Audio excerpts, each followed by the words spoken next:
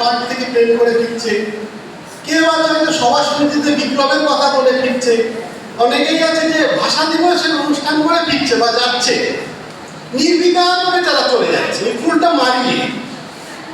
কেউ ভাবছে না এই ফুলটা কিসের প্রতীক।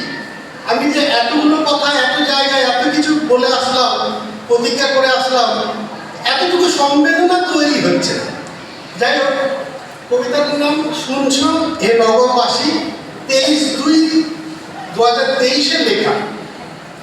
শুনছো হে পথচারী, একটু সাবধানে পা ফেলো তোমার, আমার বড্ড লাগছে।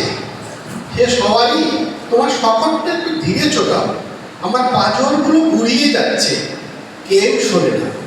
চারিদিকে ব্যস্ততার কার্টুন দৌড়, জেব্রা ক্রসিং উপসে পড়ে উদাসীন পায়, কারো অফিস নেই, কারো ট্রেন মিস, কোথাও স্কুলের ঘন্টি বাজে, অ্যাম্বুলেন্সে মরন্ত রোগীর ধুকপুক, পুলিশ প্রশাসন সাইরেন, কনভয় সাথে মন্ত্রী, সবাই ছুটছে, ফুরসত নেই একটু, কেউ শোনে না, কেউ থামে না।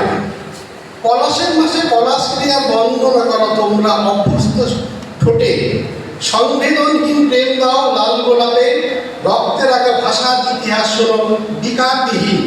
শুনছো হে নগরবাসী, আমি পলাশ বলছি, আগুন লাগা বসন্তের বার্তা নিয়ে আমিও এসেছিলাম তোমাদের রাঙাতে। কিন্তু হায়, বসন্ত আসে, বসন্ত ফিরে যায়, আমার কথা কেউ শোনে না, কেউ থামে না, কেউ ফিরে যায়। ধন্যবাদ।